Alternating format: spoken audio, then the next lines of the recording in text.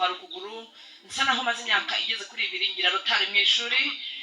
Muri ibi bihe mvuga nari meze gutyo, nari mvuye mu bitaro nyuma nza ngira rotari y'imyaka igeze kuri 2 cyangwa 2 n'igice, mu gihe abandi bari benda kurangiza segonderi igihe nari nkiga muri 5e ya primaire. Ariko nkumva ndacyakomeje amasengesho, muri njye nkumva ndasenga, ariko ako kantu kanjye kabura gakomeza kuba ikibazo.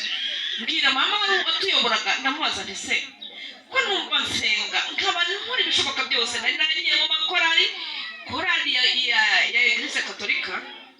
Muri icyo gihe ntabwo kwari gupfamo, iyo korali yagibwagamo n'umuntu witwa umwizerwa. Haleluya! Ureka ubu ngubu uvutse wese arashaka kujya muri korali kabone nubwo atazi ibyo aribyo.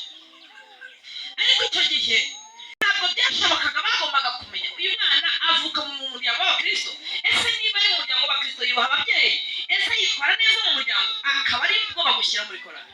Ntabwo byabaga byoroshye utagira ngo icyo gihe rero njyewe nari muri korali, kuko murabyumva umuryango wacu uko nawe wabwiye nta mugayo wari uhari. Yego, maze mbaza mama ndi mama ko numva hari ibintu byanjye bitari kuzura, hari ikintu rero kiba mu mutima w'umuntu ukumva utabona uko ikibazo undi, ariko nubwira uko mbyumva ndumva bitajyamo neza. Mana ndumva ntabwo nzi ukomeza.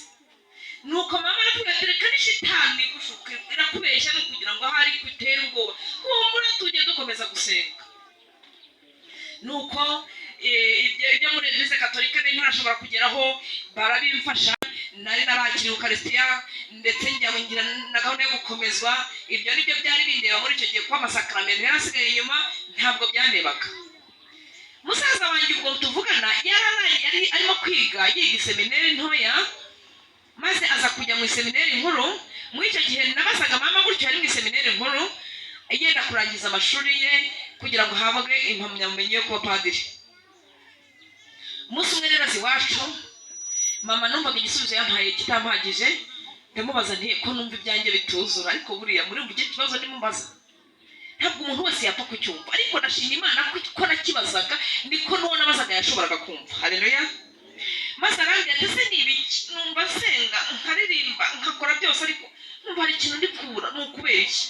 Arambwira ati se mu rugo muracyasenga? Turacyasenga. None se ujya uvuga ishapure, yibuka ko ariyo nayo twavugaga cyane. Arambaza ati rero noneho iki kugiye gukurikiraho ugiye kujya uvuga, uzavuga rozari, tugiye gutegura igihe uzavugira rozari. Yesu ashimwe. Mwiriwe neza? Se turi kumwe? Twashwanye? Nizera ko turi kumwe. Musaza wanjye antegurira umwanya wo kuzatangira rozari. Ubu ni shapure igizwe n'amasaro 10 inshuro 10 n'amibukiro 5. Cyo muracyumvise vuze? Ni amasaro 10 inshuro 10 n'amibukiro angahe? Rozari rero nayo mashapure tuvuze. Niba muranyibutsa bavuga turi abantu herukamo vuba, ushobora kuba ari 4 niba atari 4. Ni amashapure 4 abaherukamo vuba mumfashe. Ntabwo nayo masaro 10 inshuro 10 kandi ubikubye inshuro ye. Nagombaga kubivuga kugira ngo numve ko amahoro aboneka. Fata umwanya ndabikora, kandi nabikoze neza cyane, ndabisoza, ariko numva ka kantu kanje ntabwo karajyamo neza. Nibazaga ikintu nabuze kikanyobera. Ntabwo nababaraga sinari ndwaye, ariko nari mfite umutima unaniwe, wumva hari ikibuze, nkibaza icyo aricyo kikanyobera. Maze igisubizo cyanjye kibuze, nza kugira amahirwe y'uko musaza wanjye agarutse nanone. Ndamubwira se ko njya mbona, najyaga mbona ababikira, buriya ababikira ndacyana bakundana n'uyu munsi, ariko impamvu mbakunda ndaza kuyibabwira pe. Buriya iyo bariho bagenda nko mu nzira, ubona bari abantu bafite umutima ufite ibintu utekereza, bagenda bitonze bimereye neza, nkabona ukuntu bagenda bavuga ariko abantu bashobora kuba banezerewe kurenza uko meze. Nuko nsaba musaza wanjye nise nta buryo wamfasha ukanshyira mu muryango w'ababikira yenda ko nagira amahoro. Byarashobokaga, ariko ikibazo muri icyo gihe nta muntu washoboraga kwandika mu muryango w'ababikira atararangiza byibuze amashuri yisumbuye. Icyo gihe nari muri primaire, murabyumva byari ikibazo. Arambwira ati humura uzajya mu babikira ariko ihangane ubanza urangiza amashuri byibuze yisumbuye. Tekereza nari muri primaire muri 5e cyangwa 5 ngiye kurangiza mu 6 njye muri secondaire nzabone kubona amahoro. Ayo mahoro uzategereza imyaka 7 ntabwo byari byoroshye. Ariko arambwira ati reka ndebe uko nakugeragereza. Ashaka kunshyira mu muryango witwa abahire ba nyina wa Jambo bitwa abakobwa ba Musenyeri. Ngira ngo aba niba muturiye Eglise Catholique hari aho bagiye baba.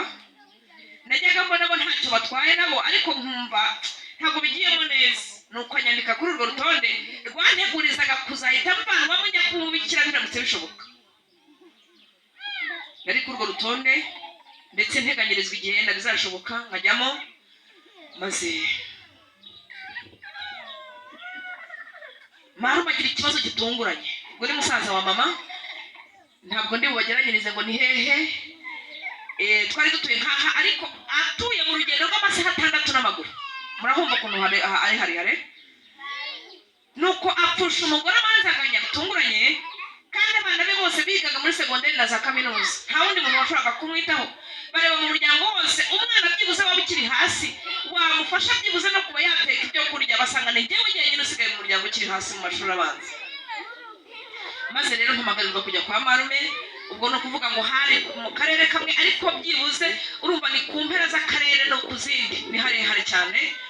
Nuko njyayo bariho nshyirwa mu ishuri nari ngeze mu wa 5 primaire ariko ndimo gusoza banyinjiza mu wa 6.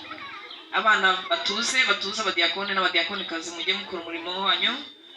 Muri abasirikare mwebwe nta nubwo mugomba kwicara murabizi, mugomba kurinda umutekano.